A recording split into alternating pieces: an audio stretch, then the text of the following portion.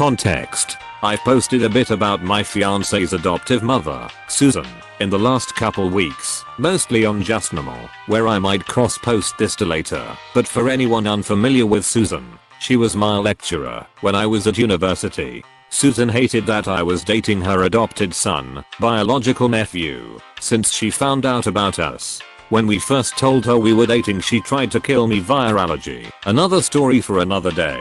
And after she found out I was pregnant, she stalked us, impersonated me, and broke into our flat. And that's just the tip of the iceberg. She made our lives hell, to the extent where we no longer felt safe in our own home, and my fiance and I had to move across the country to escape her. We've been living in our new place for a little under a week. The baby is due in a couple of months and everything is mostly ready. We've deactivated our social media, created new emails, and changed our numbers. Only a few friends and relatives from the town she lives in, which we left, have our new numbers. We had to leave our entire lives, and everyone we knew and loved behind, while I was 7 months pregnant, because we couldn't trust her around our baby. Revenge. On Monday, an email was sent from the dean to Susan's graduating students saying Susan was being considered for a promotion from lecturer to head of department, and they wanted to hear from her students first. The aim of this was to receive glowing recommendations to give to the board. This was not the result. As I changed my email, I hadn't seen this. One of my friends who had my new number and was on the course with me did see the email, and on Tuesday he gave my new number to the dean, saying that he would only give her the number in person, on paper, and only if she agreed to ring when she was alone and throw out the paper and erase it from the logs after. If she was calling from a university phone, then the number would go on the call logs that were accessible by all members of staff, but he assured her that this was something she'd want to hear before promoting Susan. So I got this call from the dean on Tuesday. She told me what was going on. My friend hadn't had time to get in touch before she rang, and she asked me why my friend thought I should speak to her. I told her everything.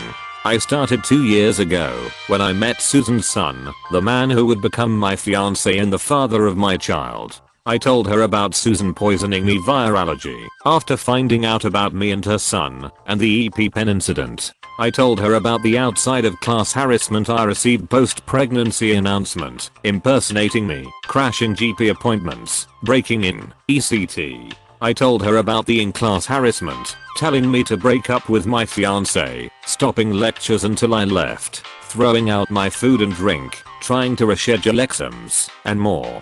I told her about the last time I saw Susan in person, when she tried to hit me while I was 7 months pregnant with her grandchild. I told her about having to move away. I was careful not to give a location or distance, and filing a restraining order to escape Susan. I thought the uni were made aware of the row, but apparently not. Fiance then arrived home from work, and when I told him what was happening, he was all too eager to chime in with stuff I forgot, copying keys, punching the landlord, cancelling orders, going through our things. He also told the dean about the abuse he got from her growing up. We also gave the dean the names of people willing to support our story, as well as some dates, times, and locations of on-campus incidents. I'd made a note of a few of them, so she could pull CCTV from the campus security recordings. Fiance also told her the story of one of his cousins, Susan's BO kid, who got close with a guy on Susan's course, but the guy was told to break up with her by Susan with a thinly veiled threat against his academic career. We also told the dean about Susan telling me to break up with my fiance and vice versa, so she could better maintain professionalism. The dean was horrified. She had me and my fiance record a video where we said everything all over again, from the top. We made sure the video had nothing to identify a location, and we were assured Susan would never see it. We also sent her all the proof we had alongside it. This was all forwarded to the board on Wednesday and Thursday. She asked my friend for the number again and just called me for the second time, telling me that the board unanimously agreed this was grounds for Susan's dismissal. They said that, while the outside of uni events weren't really their business, they go towards her character and the fact that as department head, she would represent the department, whether she was on the clock or not. They said even without this, the events that happened inside of uni alone, stopping lectures, telling me to dump my fiance, telling that other guy to leave her daughter alone, throwing out my stuff, seeking special treatment on grounds of nepotism, were all abuses of power and enough to justify Susan's dismissal. They asked me why I hadn't filed charges, and I said all I'd gain from filing charges is Susan staying away from me and the row, and moving away has the same effect. Plus as it's exam season my tutor work is really taking off, and I don't have the time to go through a whole court case, and I'll have even less time once the baby arrives. The baby is due in about 8 weeks and Susan has already caused me enough stress. Tomorrow, in the meeting, where Susan is fully expecting to be told she got her promotion, the dean is now going to give her a week to hand in her resignation. If she refuses, she will be fired. If she does not hand in her resignation, she will be fired. She will not be getting a reference. The only reason she is being given the option to resign is that she has worked at this university for nearly a decade, but if she so much as raises her voice in the meeting tomorrow, she will be fired. Security will be present for the meeting, in case she tries anything. Meanwhile, the friends we left behind aren't hesitating to tell anyone who will listen all about what Susan did during the course of mine and my fiance's relationship. There's not a single soul left in that town who trusts her or will take her side if she tries to fight back, not even her husband, who told us that now all their kids are over 18, he will be initiating divorce proceedings. I don't feel even a little bit bad.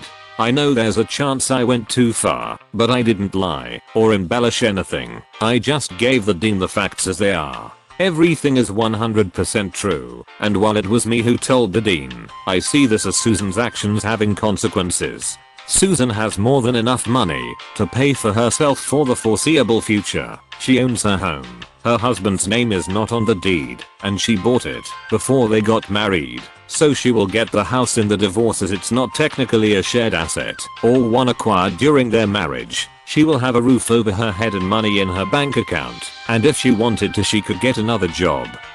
Just probably not one as a lecturer.